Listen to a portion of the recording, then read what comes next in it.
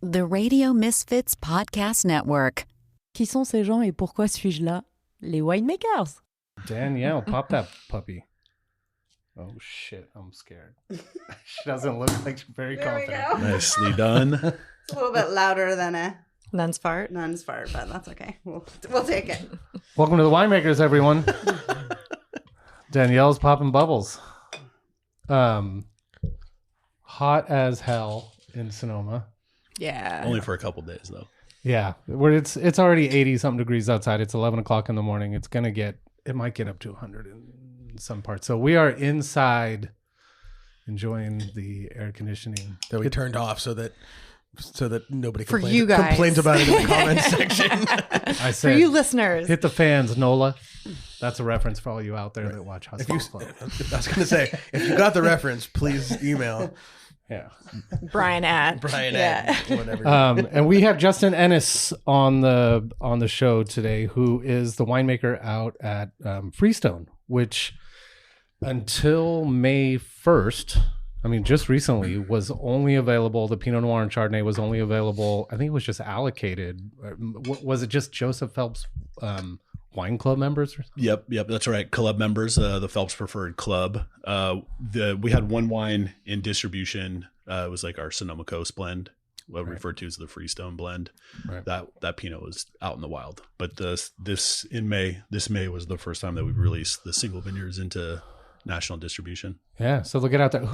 I guess you guys use different distributors for all different states. I'm fairly new and naive to this. Yeah. So knowing all their names, like it was Breakthrough in Chicago, Empire in New York, Southern in Florida.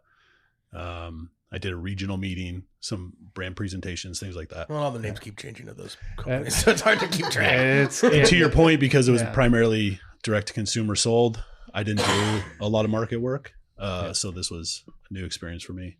Yeah. Yeah, but fun. Well, you guys have people for that, I assume.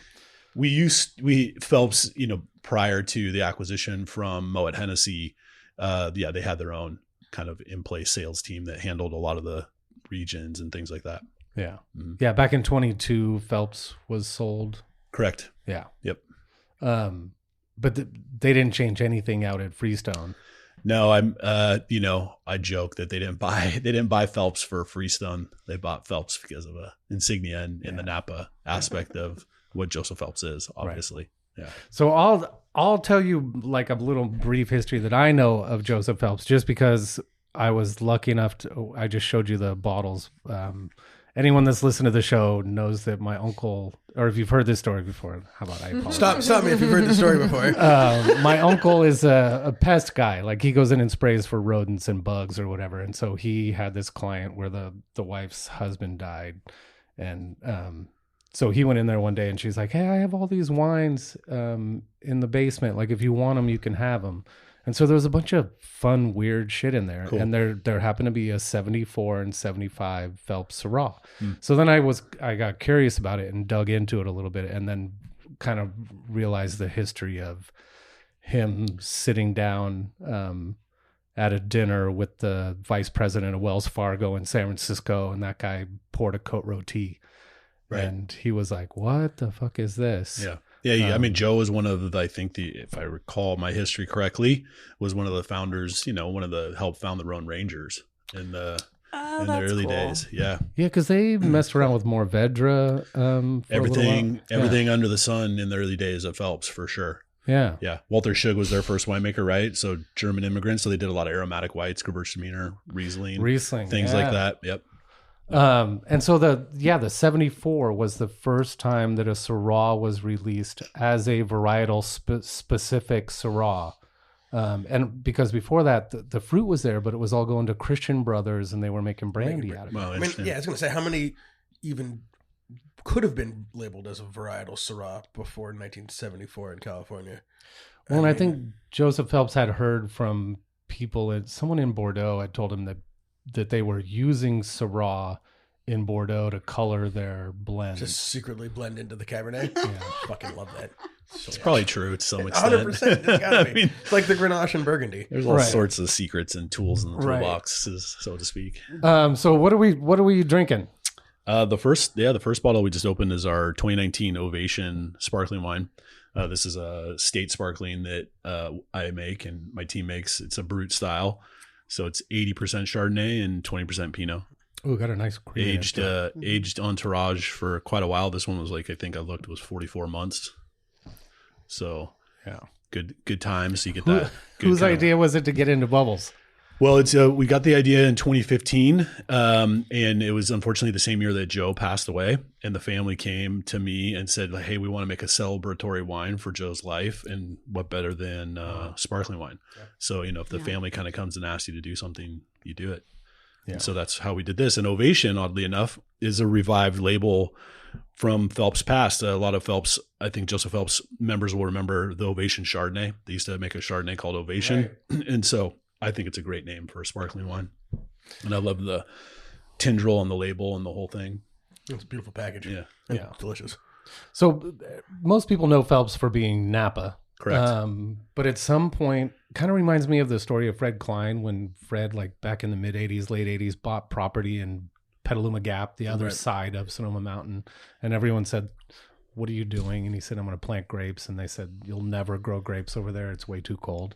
Mm-hmm. I think the similar thing happened with Joseph Phelps when he bought some property out in Freestone. Yep, which is right smack dab between Highway 12, Bodega Highway, and Occidental on Bohemian Highway. And that's like way further than Petaluma Gap even. Now you're talking, you can smell. So it's going to be 100 degrees in Sonoma Valley today. What do you think the top? Yesterday when I left, it was nice and like a nice breeze, and it was like 85 degrees. Oh yeah, so perfect growing conditions, honestly. Yeah, for a very early harvest that's going to be here tomorrow. I know. Especially for are you sparkling. Guys getting that too? Oh man, I was just talking about this. For some context, our earliest harvest, we track a lot of phenology data, obviously, and primarily being a state, we have a lot of data on that exact location.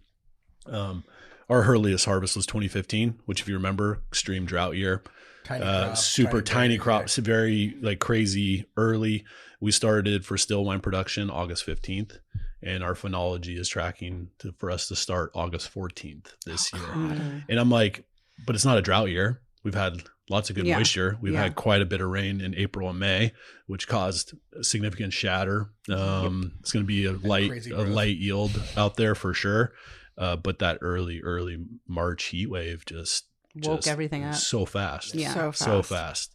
So that's what I'm seeing. I think that's going to be the new norm, is just all these anomalies and these odd growing seasons. Yeah, just going to keep us all on our toes. Yep.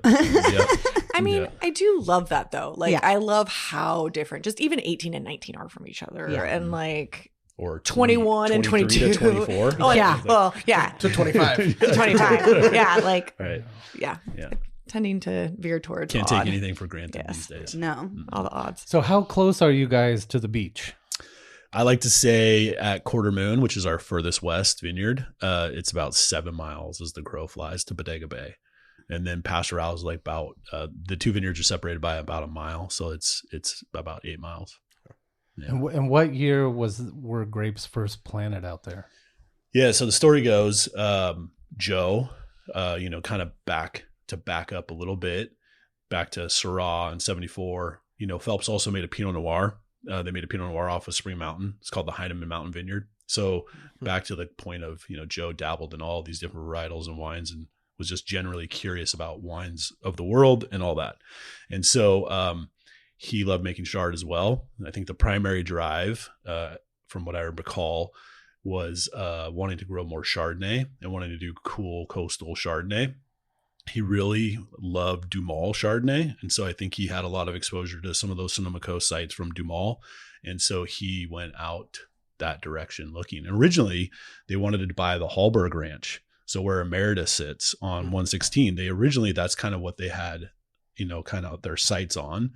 That deal didn't work out, and they eventually fell on Freestone, which to me in hindsight, I think not to just like say anything poorly about the original idea where they wanted to go. I think Freestone really is unique and kind of a better location for what they were wanting to do. And did they build like a house or anything out there? No, they built our winery. We have a production facility. Yep. From day one, that was the plan. Yeah, that was the plan. Yep. So wines out there. vineyards went in at Pastoral in 1999 and at Quarter Moon in 2000. So I like to think that Phelps was really one of the first to lean into that area, because shortly after you had Occidental planting around 2003, 2004, maybe a little later. I don't know for sure. I can't recall when DeQuello was planted. Platt was planted in 2003, 2004. Then you had Maramar do the ridge that kind of goes into Occidental right there on Bohemian Highway. So there's a lot of little places now that have popped up. But to plant 100 acres in 2 years, Phelps was really the first. Yeah. Mm-hmm. So when you talk about real West Sonoma Coast pioneers, we had pioneers. Can't talk, about West Sonoma Coast without talking about coastlands, because coastlands was definitely growing fruit out there before then even. But there was a little Syrah. Al Rego had a vineyard called K Syrah. And he also owned the property that, I don't know if you guys remember the bike race, the Ring of Fire. There's a mountain bike race. It was a pretty famous kind of underground mountain bike race. It used to go on his property and stuff. So it was, interesting times, back then. And it was the cowboy days. Yes. I mean, a lot of people consider Freestone way too cold for Pinot and Chard even. Right. So that's. But they probably haven't had them. Right. I think it's, if you look at Coastlands and some of the small, Coastlands was really, KJ had a vineyard out there right next to Coastlands. But there was not a lot of fruit out there. And all Pinot Noir and Chardonnay, is anyone else doing? I've heard rumors of some cab out there, but I don't know who's. I guess it wouldn't surprise me. I would wonder where. You do have tons of different kind of microclimates and exposures that I think that you could do it. You also have seasons where you're wringing your hands that you're going to get phenologically developed on, if you have kind of valley floor Chardonnay, like we have some stuff, our Chardonnays in the lower parts, it's always the last to come in. It doesn't come in first. It comes in last. Yeah. What do you think with people being so hesitant to plant even Pinot and Chardonnay out there, what do you think your challenges are in growing, just getting phenolically ripe? I don't think phenological ripeness is I think that can happen. I don't think that's the greatest challenge. Your disease pressure is higher. Mm-hmm. There's no doubt. You have, your spray windows are a lot more frequent than, let's say, Napa floor valley fruit, and that's because of the ocean influence. Yeah. The marine air. And also, storms hit you first, right? Coming in off the Pacific. So you tend to get a greater deal of moisture. Yeah. I also think, yield. We live and die by yields out there. I think of like 2012, 13 and 14 were these like 3 years in a row that had significant crop and the plants were just happy and thriving. And then you go to years like 2015 that we were just mentioned, where you're, you don't have a lot of fruit. So when you're predominantly a state like we are, your ebbs and flows with yields are really hard to even out and project next year. And what do you think makes it worth it to do? The quality. Hands down. Yeah. Yep. I think I've always said this, and a lot of people have heard me say this. I think the two qualitative drivers of like Sonoma Coast and true Sonoma Coast is site and clone when it comes to Pinot and Chard. That's what I think. I'm in rootstock and planting material. Obviously, when I say clone, I just mean, your rootstock and your clonal selection. Yeah. Will you describe the vineyard a little bit for those of us who haven't been out there, seen it, and talk about site? It sounds like it's not flat. There's valley floor, there's hills, and when I say valley floor, there's really no like truly flat spot anywhere on the property unless you're standing on the road. It's let's start with Quarter Moon. That's our furthest west. It's 40 acres. It's all Pinot Noir. It's a southwest facing direction, and there was no real development or movement of earth. So we got a lot of different vine row orientations and exposures. Were these places apple before, or were they? I can't speak to Quarter Moon exactly. I think Quarter Moon was just kind of fallow pasture land. Okay. Quarter Moon was. Right. Pastoral used to be an old working dairy back in the day. So, definitely had cattle on the property at some point. Yeah, Quarter Moon just looks directly at the Petaluma Gap, like right at it. So our neighbor is Occidental. We share a fence line, and then I guess Platte would be a little further southwest, just by a little bit, and then DeQuello and Joy Road. So that looks directly southwest at the Petaluma Gap. Okay. And there's kind of a straddled ridgetop planting that goes down into very steep rows. So our elevation at the highest point, pushing 700 feet, lowest would be, I don't know, you're like just above sea level. So, 120 feet, 150 feet. So really long when you're out there. Yeah. It makes me think to stand out, on your phone, you have your compass, it tells you what your elevation is. Yeah. It's similar at Pastoral. So the highest point there is roughly 700 feet at the very top. And then, but Pastoral is kind of two separate sites. It's separated by Freestone Flat Road. And so you have a Pastoral, what we call Pastoral North and Pastoral South. And we have Chardonnay planted at Pastoral, 12 acres in total. And then everything else is Pinot. And that's 60 acres planted. Had you guys ever had the DeQuello Pinots? No. I worked for the Benzingers for a little while. That was right. Oh, maybe I have then. Yeah. It was a Benzinger wine? Yeah. It was. Yeah. Okay. I don't know what's going on with it anymore. I don't know either. Yeah. They still make a Pinot. I think they make a couple actually. Yeah. So how do you pick something like Quarter Moon where you have varied elevation and varied exposures? And I mean, is it constant tiny little picks, or do you pick you're like, okay, all the northwest facing from row 10 and up we're bringing in today? Yeah. Well, to generalize, we tend to start picking at Pastoral first. Mm-hmm. Being like literally only a mile inland, it's slightly warmer. Pardon me. Bubbles. But there's also parcels like Quarter Moon that can be ripe, similar timing. So yes, you're bouncing around a lot. Yeah. So it's a lot of, it's a lot of sampling. We're sampling an estate on a weekly basis. Mm-hmm. And so, I also obviously taste a lot. So it's a mixture of looking at the numbers and as well as what I'm tasting. So yes, it's a bouncing around, but when I commit, I usually try to go for the whole block. Gotcha. For the sanity of my pickers and their well-being. Cause at Pastoral, we have tight spacing planted vines that are all hillside. So they're 4 foot by 4 foot, 4 foot rows, 4 foot in between plants.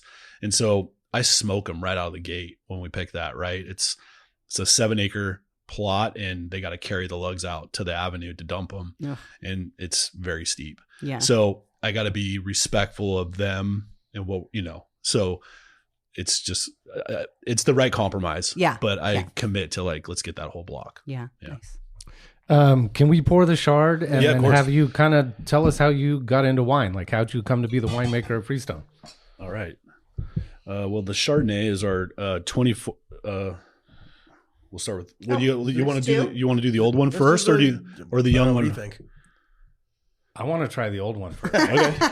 So this is our 2015 Freestone blend. So I only make one Chardonnay now under the Pastoral vineyard, but in prior years we used to do 2 Chardonnay bottlings because we had more Chardonnay acreage planted, and so we used to do a kind of a what didn't go into Pastoral single vineyard Chard went into the Freestone Chardonnay.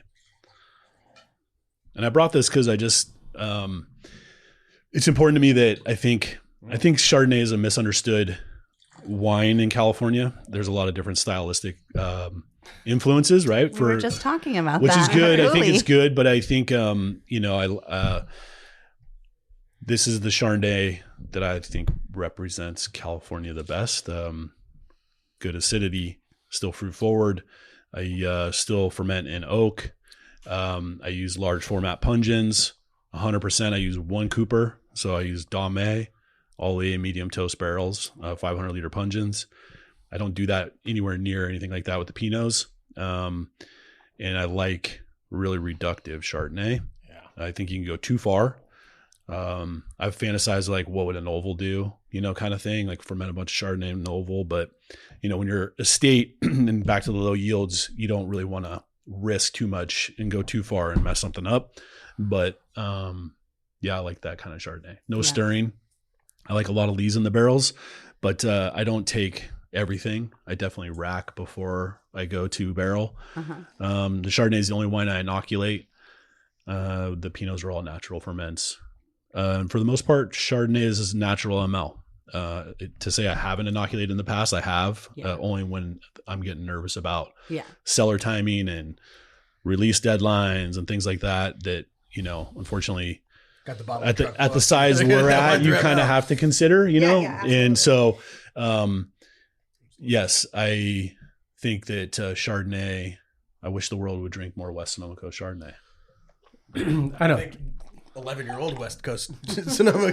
Well, some of my favorites, think of my 4 favorite Chardonnays in the past couple of years have been, Double Zero's the outlier, but then it's Hirsch, Cobb, and Platt. Yeah. All so you got like 4 of your double or double. What? I'm sorry, I'm not familiar. They're Is that a Willamette? Up in Oregon. Okay. And they do some weird ferment that I think maybe Chauve does. So but I don't know. That's the other region that I used to spend a lot more time up there when I was younger. Chardonnay out of that area is fascinating to me. Again, very similar to, it's a huge area to grow in, and I think they have so much to learn and so much places to expand. It's pretty cool. Yeah. But they're getting all weird. They aren't we all? They have Chardonnay and Pinot, so then people started doing bubbles, and now they're talking about like starting to have some rules. They want everyone to be doing traditional method, and they want to start implementing. That does not sound like the American specific way of doing things, so that people will. They kind of want it to be like champagne, so they want to kind of set some guidelines for people of like, hey, if you're going to do bubbles from here, it has to be this way. Yeah, well, I catch myself saying that, and I do think that I am a fan of, I think, more data-driven AVAs. And, I think back to the Sonoma Coast, I think it's a very misleading appellation for how far it reaches in, all the way to Chalk Hill, right? All the way to Petaluma Gap. Yeah. But I would argue Petaluma Gap might have more place in it than Chalk Hill area. I don't know. Yeah, I would take that argument. But I'm just saying that it's a very large appellation in Sonoma County. But yeah, that's, I guess, my little soapbox of like, it's not the very American way, but no, we should have rules too. Right. Well, and I know, remember, I don't think you were there, Galoni, when we were doing the 22 Napa seminar in Miami. Oh, in Miami, yeah. He was talking about how he would completely change all the different redraw the Napa appellation map. 100%. Yeah. Totally. Yeah. Well, if anybody can get away with it. Now we know what we know. Galoni. Right. Well, didn't Champagne add a bunch of varietals that they're doing out there now? I heard some crazy number the other day. Everyone's going to change everything. Right. I think you have to if you want to stay with the times. Totally. Which is why I think it's weird that now in the U.S., which was the Wild West, that they want to institute rules. Well, my buddy, it was Donald Moffat, was from, he's been on the show before, and now he works for Berry Brothers and Rudd in DC. He was at Thank you for the emails, Tom. Yeah. Sorry about that. That was my bad. It's really nice to see those wines that you'll never be able to afford, though, isn't it? It's fantastic. Oh, he's got a Petrus vertical. Those. Thanks. Yeah. When he was in Bordeaux for on premiere, they said a bunch of the Grand Cru Bordeaux Blanc, they're dropping AOC and planting Roussanne. Oh, wow. As part of the blend. Whoa. Yeah. Whoa. What's the world coming to? We're kind of Rhone lovers here. I haven't noticed. We really want to talk more about the 74 Syrah. Let's be real. I know we don't. Well, you'll have to get. You should definitely reach out to some past, Phelps. What was interesting about Phelps, you asked how I started and all that. Yeah. With just to talk on Phelps for a minute, it was amazing to me when I started there, the amount of people how many years, a lot of the people that were there had been there. And so interesting, there's a lot of history out there when it comes to Joseph Phelps and what they did. Well, that means they treated their employees well, right? Yeah. People stick with you for a long time. Right. It's very true. Yeah. And Joe was a passionate person. Yep. He didn't go halfway with anything. Yeah. Yeah. Yeah. You got to hand it to him for that. No doubt. The next Chardonnay, this is great, by the way. Especially, having talked about the 15 vintage and how fucking challenging it was. And I talk about 15, especially the spring of 15 had every calamity you could possibly imagine. There was early bud break, there was heat and drought and rain and frost and hail and wind. And some of the was there snow that year? No, it was the first year I lived here, and I remember being like, "This is earthquakes." Was there earthquakes? There may have been an earthquake. No, that was the summer before. Was the Napa earthquake? But 15's. Boy, your guys' recollection of 15 is much better than mine. I just remember like January at the winery, and it was like almost 70 degrees. And I'm like, this is bonkers. Yeah. Like January, and I'm in a t-shirt, and it just seemed like that entire year was that way. You know what I mean? Like I don't recall the hail, but I believe it. Yeah. Just, because Napa, Sonoma are just, dynamic areas. Right. But I just remember how warm it was and how little rain we had. Were you here working for Cayman then? Because that's where Cayman got hit by the hail pretty bad. In 14, no, I was 15. working for, in 15. Yeah. No, I was working for you guys. So that's why I remember. Yeah. Because you were out in that shit. You were out in it. Yeah. Evie and Mark Harold, I think, on 15. Yeah. I've been popping some of those 15 cabs from they're so up in the Moon good. Mountain District. And then Sam was in here one day and he told me, "Oh yeah, I remember when we were crushing those that he there was no pipes. Juice in the hoses, so barrels. he's like beating them with a baseball bat trying to unclog through like 6-inch hoses from the front. Yeah, turning on the water hose. Yeah. What water hose? We've all been there. It's the dirty dark secrets. All right, we never got to like where you came from. I think you avoided that. Yeah. Well. Oh yeah. Sorry. Well, I was lucky enough to be born and raised in Sonoma County. I went to high school in Santa Rosa, Montgomery. I started in the wine industry at the age of 18. In 1995, my first job was with Hartford Court, who was a Kendall Jackson winery. Dan Goldfield was the winemaker there. I started as basically a harvest cellar rat, and I never looked back. I worked at Hartford until I think it was like 1997, and then with KJ went to Mendoza, Argentina in the late 90s. And they were trying to get a brand and a vineyard established and everything up off the ground in Argentina. And I was there lived there 8 months and worked on that. And when I came back, I had these ideas of going to college. While I was at Hartford, Bob Cabral was the assistant winemaker. The assistant winemaker that was there, Linda Hansen, who was up at Hansel here at the top of the hill, and I think still is. Yeah. She was the assistant winemaker, and who was, by the way, really good friends with Dan. She was the winemaker in Mendoza, and so that was the connection I had, and how I got to go down to South America. That's where she met her husband, right? Yeah, Diego. Yep. Diego used to work for Enterprise Vineyards. Yeah. And so that's way back then. Bob took the assistant winemaking job from, I think he came over from Alderbrook. He was at Alderbrook in Healdsburg. I got to know Bob, and Bob heard I was back from Mendoza, and I got hired at Williams Sellium. And I was at Williams Sellium from 1998 to 2006. So it was right when Burt Williams and Ed Sellium sold Williams Sellium to John Dyson out in New York. And that's when Bob was hired.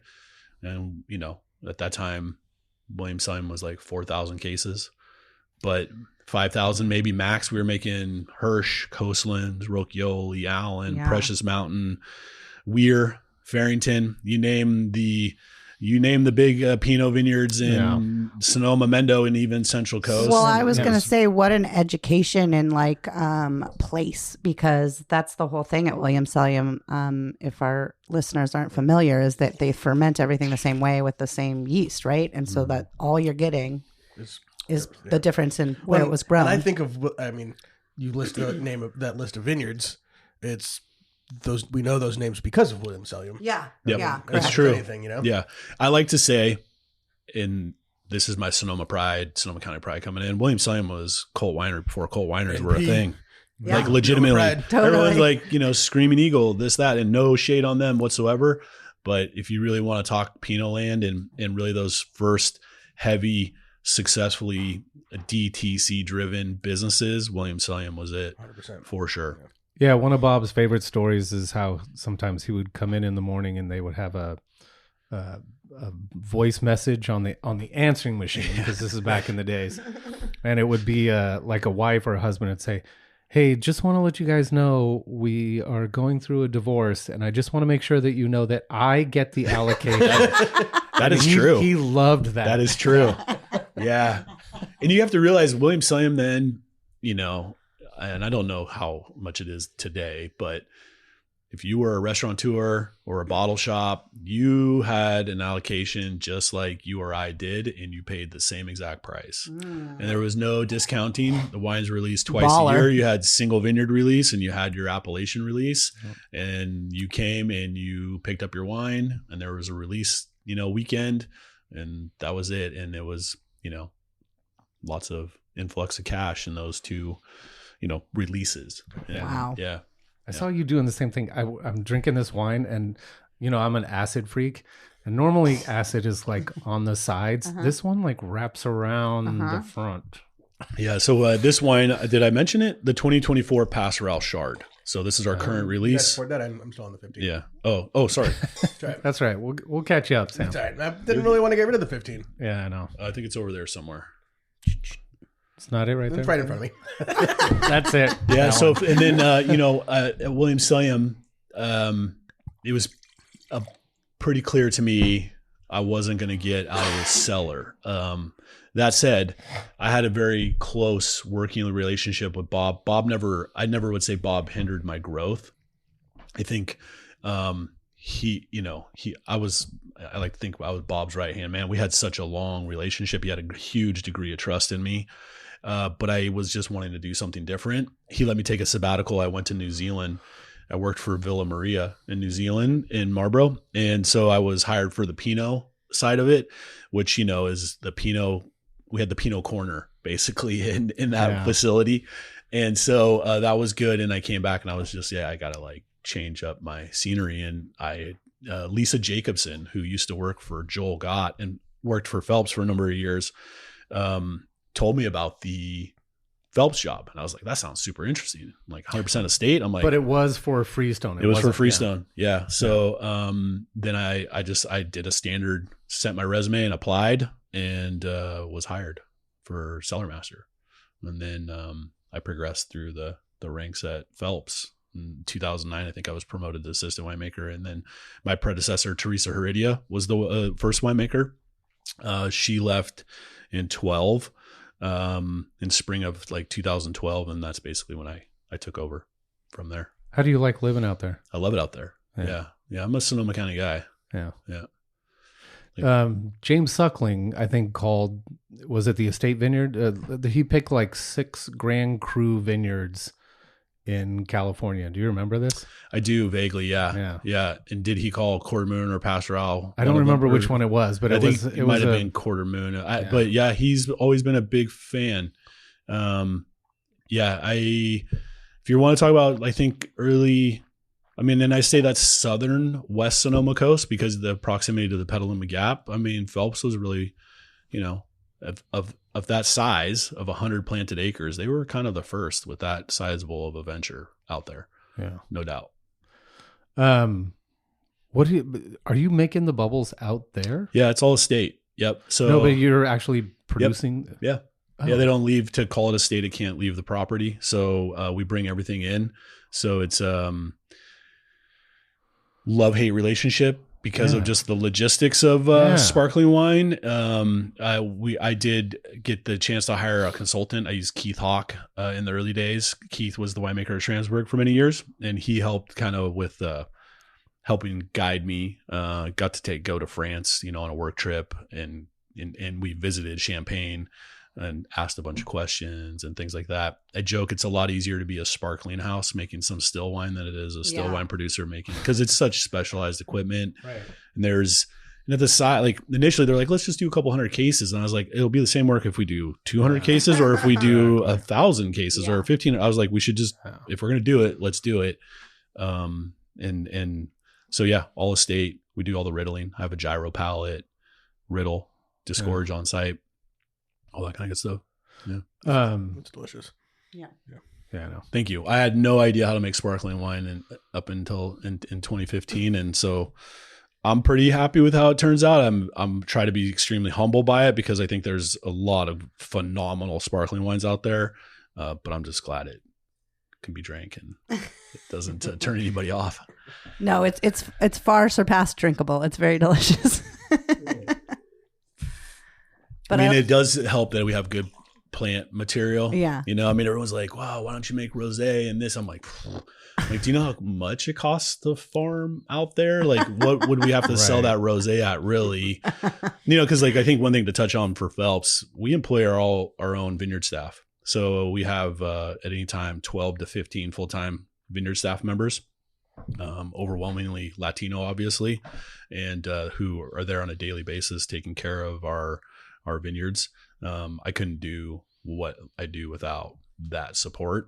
The farming is, you know, I mean, we all know how important it is, but it is the number one thing that makes me successful in making wine and bringing the joy in the bottle to people. So amen to that. Yep. Yeah. Great wine's made in the vineyard. Yeah. We just try not to mess it up Your in the Pinot cellar. and Chard are almost the same price, aren't they?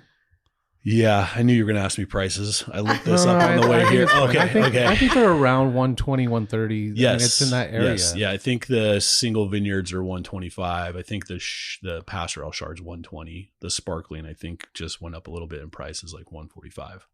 Ooh. Mm-hmm. Look at you. Mm-hmm. 145. Yeah, we're bringing in that's like a bottling line, or everything else. Someone shows up one day and they bring all this stuff. Yeah. in. So back to Keith, he has his own tirage line and disgorging line. So we use him. He brings the equipment in, and we just like you use a mobile bottling line, we bring it all in and do it in house.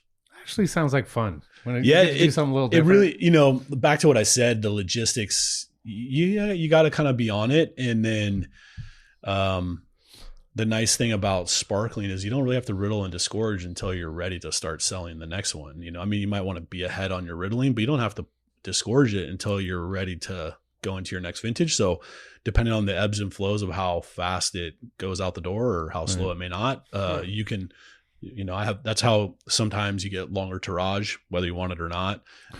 But I would say I love longer tirage. I think getting that kind of toasty brioche, that autolysis and that, you know, breakdown of the yeast just adds a lot of complexity.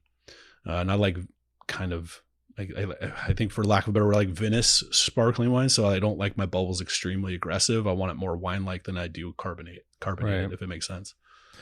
That's a way better word than the word that I used when we were what was the word you used? Whiny. I was like, I couldn't go. I was like, I like this. It's fuck. I hate that I'm about to use this word. It tastes like wine.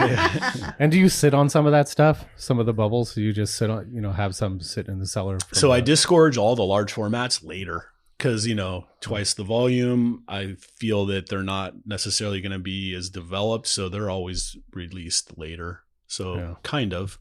And where does that go? It's all direct out of the tasting room in St. Helena. Right. Yeah, because you know, oddly enough, I have a fantastic Burgundian cellar. It's a facility that was built kind of a full circle moment by Joe Phelps' original construction company called Hensel Phelps, and so it's, you know, phenomenal facility. Gravity flow, all processing happens outside and then drops to the cellar level for fermentation and then to the barrel rooms.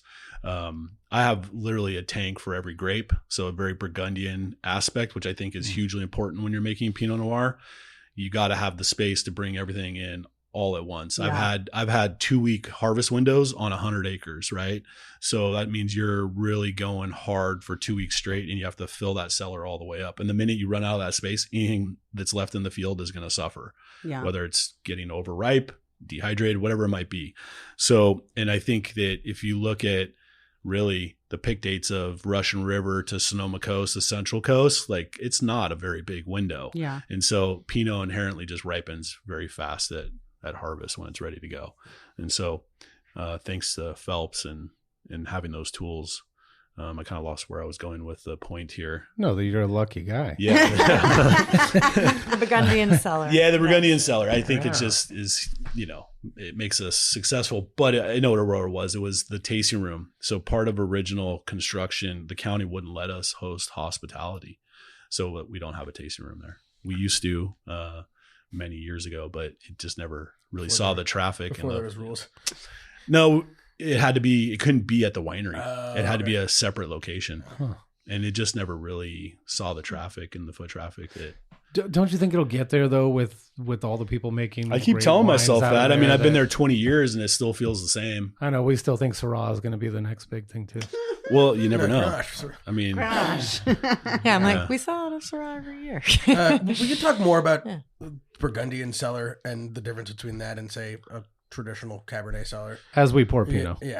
Sorry, I got to keep stuff moving. I know we got. Oh yeah, we've got incoming. We did a show the other day that was 2 hours and 18 minutes, and we cannot do that today because unfortunately. I can start. Let's start with Pastoral. Thank you. You're welcome. I'll just leave these bottles with you guys so you can share them. Thank you so much. They'll go to good use. So this wine, 2023 Pastoral Pinot Noir. Burgundian cellar. It really is to the point I was saying, having that capacity, specifically open tops, to bring that fruit in and fill up literally 30, 35, 40 tanks in 2 weeks. Right. Because if you think about it, at the end of that 2 weeks, you might just be starting to think about draining and pressing, depending on your fermentation. And so you have to have that capacity to do that. Also, I think that our facility, at least in California, a lot of facilities went through wine trends, right? Where they were just closed top tanks and then brought in they're a mismatch of production styles. Freestone is a Pinot Noir and Chardonnay driven facility. So all open tops. My closed top tanks are purely used for blending and bottling. All punch downs. I do pump over. I like to pump over at cold soak, and it's mainly once a day, just to slowly homogenize the juice. And then, pretty formulaic, back to kind of my William Sellium days. I like to take my winemaking approach the same across the board on all the fermenters. The only things I might change is what percent whole cluster I use, depending on clone, and then percent new oak. I do a little more new oak in the single vineyards versus the Sonoma Coast blend. That's mainly it. Yeah. But my punch down approach, pump over approach, any maybe adjustments I may make to the fermenter, I try to take the same approach. And is the open top tank specifically just for better access in punch down, or is it also because I know sometimes in Bordeaux, I've heard that you use open tops to kind of blow off some of that alcohol, but. Yeah. I mean, I think you're going to have alcohol, you're going to have loss. You're going to, we cover them with these canvas lids that do hold in stuff. Yeah. It's mainly to access and be able to punch them down and cover that whole cap. Yeah. That's, the main reason. They're 6 foot by 6 foot. So really, even for my size, they're pretty small ferments. If I 2 ton. No, they're I call them 4 1/4, even though the manufacturer would say they're a 5 ton fermenter. But the minute you put whole cluster in, your space changes. So I try to pick by block, and specifically also by block and clone if I can, and try to vinify all my blocks as separately as possible. But inevitably, you have to combine to fill up tanks. And so I like to have all those. Maybe 50 to 80 different lots, and I like to taste and assess them and then blend. Yeah, is what I like to do. How do you make your whole cluster assessments? I mean, is that just based growing on season?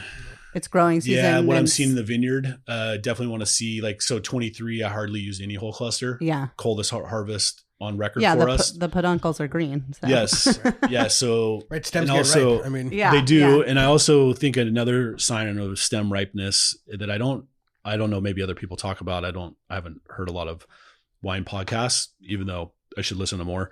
But when not that many good ones. We don't listen to any either. No, but when the jacks fall off, right? When you're destemming and the jacks are breaking off real easy, I find that as a sign of riper stems. That's such a great point. If people talk about jacks in general, we talk more about jacks on this show. Yeah, I worked the jack table a lot. But if you're, if for you're the jacks, PTSD, jacks is true. I feel like when they're breaking off, it's a sign of ripe stems, and also where your stem will attach to the cane, you'll have that lignification at the end. Yeah, and I'm a huge proponent of snipping that versus cutting it, because if you cut behind that, then you're back into that kind of greener stem area. But I'm a huge proponent of whole cluster. I got very comfortable using it at Williams-Sonoma, but it will vary year to year based off of the growing season and what I'm seeing in the. Do you have variation due to clone too? Like, do you know that some clones just handle it better? I'll just completely stay away from. 828 throws wings as big as the primary cluster, so you have a lot of stem material. Yeah, I avoid that. Or if I want to dabble with it, I use very little. Gotcha. We also don't talk about wings enough. Wings and Jacks. Wings and Jacks. The Wings and Jacks episode. That'll be a weird one. I don't think anybody will listen to that one. Another thing I do that might be unpopular in Pinot production is I do optically sort everything. The main reason I optically sort is just, as you know, it's harder to get labor. It's harder to be financially viable when you're processing 1.5 to 2 tons an hour. And also I want to be able to process 40, 50 tons a day because that allows me to go right back out in the vineyard the next day and pick the same amount. Yeah. And so it really has to do with throughput is the primary reason. I do think qualitatively it does a very good job, but Pinot being such a thin skin, you're going to have attrition whether you like it or not. But back to my point, I'm in the business to try to make the best site-driven, highest quality Pinots that I possibly can. I think that allows me to do that. Yeah. I capture some of that wildness with the whole cluster. We still hand sort that. We dump that in the bottom of the tank and destem on top. Yeah. I mean, what do you think about the idea that optical sorting makes wine more one-dimensional because you're kind of plucking out all the little variation? The opticals are only going to get better. Yeah. And you can I love the parameters that I can play with because you can still let a lot of stuff go by if you want. Yeah. So you have a lot of adjustment at your fingertips that you can dial that in. Yeah. And you can play with. Yeah. You can always rerun the stuff that got sorted. Oh. Right. Yeah. So literally take your lugs and dump it right back on the table and see what happens. It's messy, but you can do it. Yeah. You'd be surprised some of the stuff. There's a lot of stuff that comes out. You're like, I would not want that in this. I don't necessarily want that in the in the fermenter. Yeah.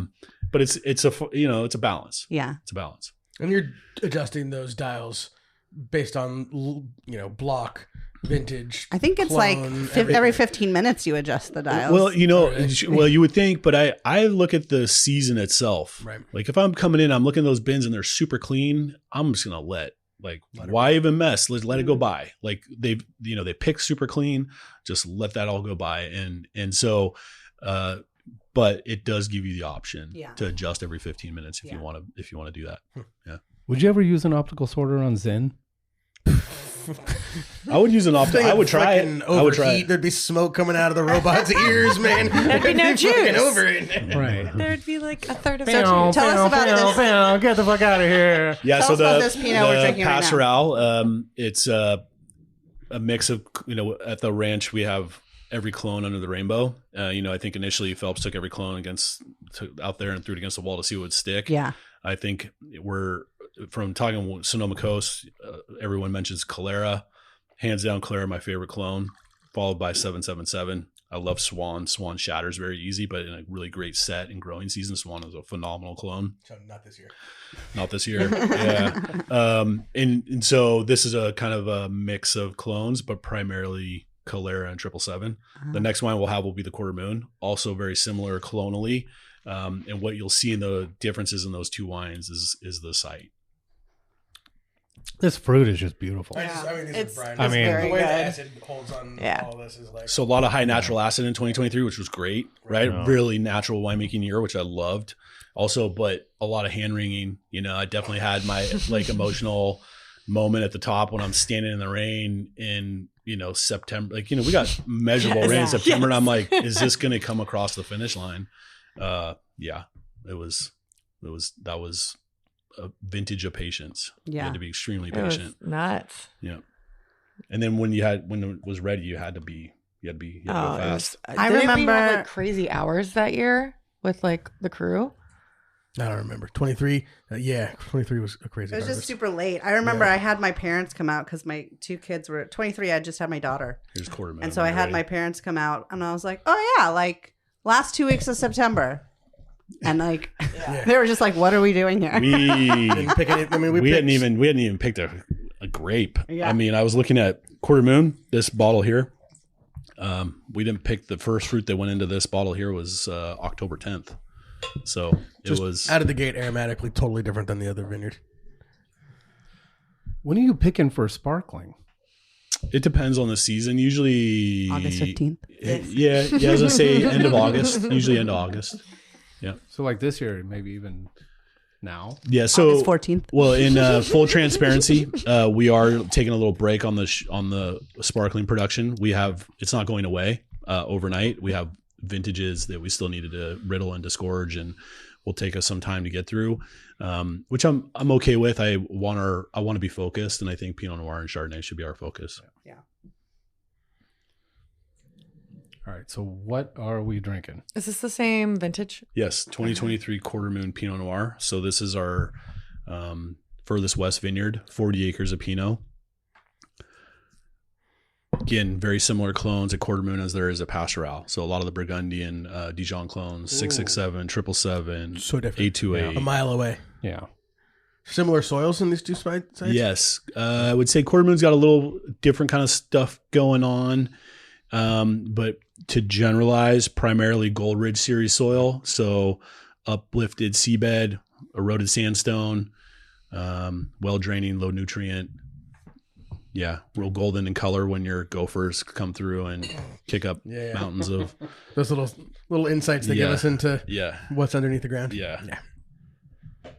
But Quarter Moon looks directly at the Petaluma Gap. I think that because of the proximity to the Petaluma Gap, which we should talk about more, right, as a geological phenomenon in our area that allows all that marine air to funnel in and influence not just, our growing region, but the entirety Sonoma of Valley. Sonoma, yeah, exactly. Without that, this place would be a lot different, I think. But I think thicker skins, smaller clusters. And when I say smaller, like even at Pastoral, clusters are small. So I think tends to be more structure, a little more savory, earthy kind of spices and texture. Yeah, this one has like kind of a animalistic quality to it. I like it. It's not nearly as like, way more savory and not as giving as the other one. Totally interesting. You guys should come out and see the site. We can do another podcast out there. I don't know how easy it is to set this stuff up there, but I love to bring people out there so that they get an actual connection to what the project is and what the vineyards are. I definitely want to see the vineyards now. Yeah, I haven't really seen a lot of Sonoma coastal properties. Surrounded by redwoods, oaks, bay laurels, lots of native shrubbery. Cool. What kind of animals do you get out there in the vineyard? Oh, we've caught a lot of things on the game camera. Yeah. About badger. Yeah. Which, Jasmine's doing the badger game. What am I thinking of? I saw my first one this year. It was amazing. What are they? They're like a ferret, but they're not a ferret. The ring-tailed weasel. Weasels, Raccoons, foxes. We've caught a cougar on the game camera. We caught a cougar killing the neighbor's goat and dragging it up over the fence at Quarter Moon. Whoa. Yeah. All the birds of prey, right? So hawks and vultures. It must be so fun out owls. there. Yeah. Do you get like elk in that area, or is that just I've never like seen an elk. That's Point Okay, Reyes. Yeah, that's Point Reyes. That's where I saw my badger. It was the coolest thing ever. I'm sure there's the odd bear. I've never seen it myself, but I'm sure there is. I hear if there's a bear in the area, you'll know because they'll eat all your fruit. Yeah. That's right. Yeah, just I talk to people in Amador, right? They go through that quite a bit. Talk to Stu Brawley up at Alder Springs. The little Mylar strips don't help with that. Next thing you know, the bear's shitting Mylar. They don't even help with the birds. Too soon. Yeah, exactly. That's funny. What's up with that shiny shit over there? Cool. So you happy at your job? Not planning on going anywhere? You got all these different tanks. I wholeheartedly believe in Freestone. Even if I wasn't there, I'm a huge proponent of the West Sonoma Coast in that area. I'm a huge domestic wine drinker now more than ever. I drink a lot of our neighbors' wines. I'm always fearful of like, what are the wines you're drinking these days? I'm like, my neighbors. Like, I don't know. But I think traded. Yeah. We do. First off, last off. Yep. So I think it's that whole buy local, drink local. Not to say that. I mean, there's phenomenal wines coming from all over the world, but we have so many right here out our front door. So Do you have any love for Argentinian wine since you work there? I do. It's interesting when you talk about Bordeaux varietals. I'm definitely a Merlot Cab Franc guy. Mm-hmm. I'm a right bank guy all the way. Yeah. Always have been. Yeah. The only Bordeaux grapes I like. Yeah. I reflect on Mendoza. Look, your perspective when you're younger and your appreciation of things when you're younger is so much more short-sighted than it is when you're older. And if I could, we've all been guilty of saying this, if I could take what I know now and like, I think my appreciation for relationships and, the job and things, if I could take what I know now and take it back to then, it'd be a whole different process and a whole different kind of retention and recollection of that. But I think that's part of just growing, right? Yeah. Being a human. Where wisdom comes from. Yeah. Yeah. Time. Where can people get a hold of these? Well, www.joseph.phelps.com. Can they actually buy the Freestone wines now directly from the website? Yeah, we also have our own Freestone Instagram site. I think it's Freestone Vineyards. Joseph Phelps has a Instagram as well. You can call and make an appointment. It's slightly odd tasting Sonoma Coast wines in St. Helena, but if anybody, I was gonna say, I sounds refreshing. I go back and forth, but I think at the end of the day, as long as people are getting exposed to it, that's the most important thing. And if you've ever done a tasting at Phelps, it's a beautiful spot at the terrace to sit there and drink wine, whether it's the Napa wines or the Sonoma Coast wines. Yeah. And we have a great hospitality staff that does a phenomenal job. And it makes it a great experience. I'm sure it's one of those places people want to go to. I mean, yeah, there's a whole culinary aspect, because Phelps is one of the first to have a commercial kitchen. And so there's a lot of food stuff you can do there too, if you want to do that. When he was in construction, he did big projects. One of the things that his company worked on was Bart. Yeah, Chateau Souverain. And Chateau Souverain, where he also Gergich was the winemaker at the time. I think if I remember, where Coppola's at, I think he built that facility in Geyserville. Don't quote me on that, but I feel like that's correct. Yeah. Yeah. There's a little history there. Oh, yeah. Yeah. I mean, he fell in love with, St. Helena because of the construction projects they were doing in this area. Yeah. Yeah. All right. We got through the whole show without talking about the Judgment of Paris. Almost. What was that? We're just wondering if there's an expiration when we get to stop date. talking about it. Yeah. I think it's good to remember your history, but we shouldn't. Yeah. We shouldn't. I'd like to say God put eyes in the front of our head so we can look forward, not backwards. So in the future, possibly people can come out and maybe see you out there. Just us. Yeah, the best way is just get in contact with me, and I like to show the place to people, so I'll do my best. Anyone that hasn't been to Freestone Bakery, worth the drive in and itself. Mm-hmm. Yes, and bring our friend here some pastries when you're on your way to go see him. Wait, who's our friend? Justin. Oh, yeah. I was like, wait. So are you bringing the bakery's a Friday, Saturday, Sunday, Monday opening. Just in case you're scheduled. So if it's Monday, Tuesday, Wednesday, or Thursday, the bakery is not open. You are SOL, and it's still cash only, right? I think they went away from that with COVID. Okay. Yeah. Tap your phone. Yeah. But you're also out there by Valley Ford. You're also out there by Bodega. You go to Vegetarian. Wildflower. You can go, yeah, that's the bakery. Spud Point. Yes. Spud Point Crab Co. Yep. And on the way back, the links you can Bodega Bay. go to all the Rocker Oyster Feller opened a place in the old Tides, so they got a bar in the View. So good smash burger there. All right. Yeah, check out the Hitchcock spots on the way back into Terrapin Creek town. And if you want to beat the heat wave, make it out that way. I mean, as soon as you get on to the Valley Ford area, it's 30 degrees. 60, it goes from 100 to 60. It's a good week for Dorn Beach. No kidding. Thanks, Justin. Well, thanks for having me. Yeah, thank you. Great. Appreciate it. Shout out things. Yeah, what do we got? You've got stuff going on. Yeah, we'll be posting that flyer today that Dan made for the 26th, Friday, 6 to 9 o'clock. We're doing Picking on Jambe de Bois. So we'll have Bluegrass by our friend Riley Hill, and come by and taste some Jambe de Bois wines. We are now at the Passaggio Wine Bar in Glen Ellen. So we're in the Mill building. Yeah, right across from Bart. Across from Bart. Yeah. Sounds bougie. And then dinner at Songbird Parlor and dinner at Songbird Parlor. Not as bougie as Glen Ellen gets, maybe. Yeah. Make your reservations. Yeah, absolutely.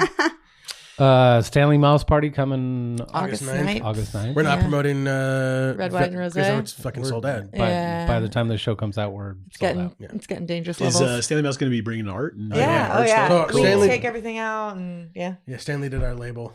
And did he? Does our All labels the- and a ton of shit in here. That is awesome. Yeah, Well, family I friends. see. Yeah.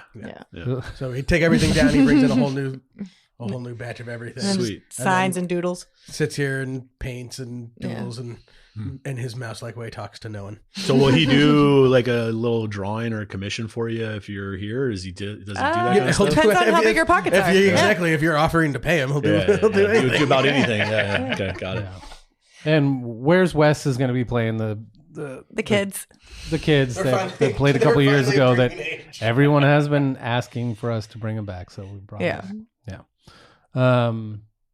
Sorbet, July 11th. Tickets are on sale. Hopefully it's sold out by the time you hear this, but it probably won't be. And then does this come out in time for the MacArthur Luau pouring? No. Okay. But it was a great event. You would have loved it. Talk about you're talking about Rossi Ranch dinner. Yeah. Rossi Ranch Sorbet, Yeah. July 11th. 50 seats only. About 10, 12 different sorbet affiliated producers. Chef Fiorella making paella. And out there on where we do the lunch for the Rossi Ranch producers, looking out over the truffle block. Go out into an organic, regeneratively farmed vineyard and support organic, regenerative farm. Yeah. Where vineyards. Sam's parents met. And where my parents met. That's right. And the not price in that is, block though. The price is insane. So Yeah. I think it's $95. Yeah, I think the tickets are going to be sold out by the time the show airs. But I can hope so. If you want a little more deep dive, go to thewinemakerspodcast.com. Ed, do I have a bio yet? Yeah, I just did your bio. Okay. Can I do a shout out too, real quick? Yeah, absolutely, please. Well, we're going to be hosting an event out at Freestone that you can purchase called the Epicurean Escape. It's going to be hosted by Outstanding in the Field. That happens in July. Oh, way. awesome. I know there are some seats still available, so anybody that might be interested. Hold up. What's the date? Burying the lead. So they're bringing the whole bus out there, and so it's like a pop-up kitchen. Yeah, we do it out in the vineyard. Yeah. And so then it's like 40-ish people. Yeah. We open a bunch of wines, sit in the vineyard, and our chef from Napa comes out. And as well as the Outstanding in the Field staff. This is a big deal. Yeah. This is, Yeah. It's like the real They deal. don't do these very often. Do you know when or how to get tickets on that one? Yeah, I think pull the up best thing Instagram would real be quick. to reach out to the website, Joseph Phelps, reach out to customer service, and they'll be able to get you wherever you want to go. I think it's the weekend of July 17th. Okay. Let me double check. No, we'll be having a blast. But yeah. Oh, yeah, we're going to be up north. Yeah. Yep. Walla Walla. Blood of Gods. Blood of Gods. Oh, Blood of Gods. That's been talked about a lot. I would need to check that out sometime. Well, My instead good of friend- going to your Outstanding in the Field dinner, you can go to their annual That's why I know about it, is because I got invited and I'm like, that's the same time as this event. Yeah, I would love to check that out. Yeah. A friend of mine gave me a peek at the magazine they put together. I was like, that is so cool. It's so Don't they do some stuff down here though? Not yet. I mean, he was down. I thought Tyler did a party. Yeah, he was down during. Stacy was down during With Unified. Stacey, yeah. And yes, Stacy and Tyler did some event in Sacramento, and then Oh, maybe gotcha. they did something Okay. in Napa. Yeah. Too. I can't remember. Yeah. No, but We'll that's, get Stacy down here. the We'll do stuff looks super neat. Yeah, Blood of Gods and Ice shout of out the Blood World. of Gods. And just met with Barbara and the new head of freethegrapes.org the other day. So early bird tickets are available for DTC Symposium. Yeah. So Jasmine, how do you? You just buy them from the website. It's like, DTCWineSymposium.com. yep. Yeah, DTC Symposium. Or just And- Google Barbara Gorder. You'll find it. yeah. Love you, Barbara. Thanks for listening. Yeah, and there is going to be a golf component, Yes. And more jellyfish. and we are going to be Hanging out with the at the jellyfish. aquarium again. Yeah. And maybe a sorbet event there too. We're working on Yeah. things. We're working on it. Yes. The cap Compliance. has been tipped to sorbet for sure. All right, guys, thanks for listening. Go to the winemakerspodcast.com. Got a little bit of bonus content there for you. Plus, we always feature Brian's been busy. one of our favorite wines, Brian and Bella. Ed said he loves the website. Thanks to the Podfather. Justin, thank you very much. Beautiful Yes, wines. thank you. Yes. My pleasure. Thank Thank you you. so much. Thanks for having Appreciate me.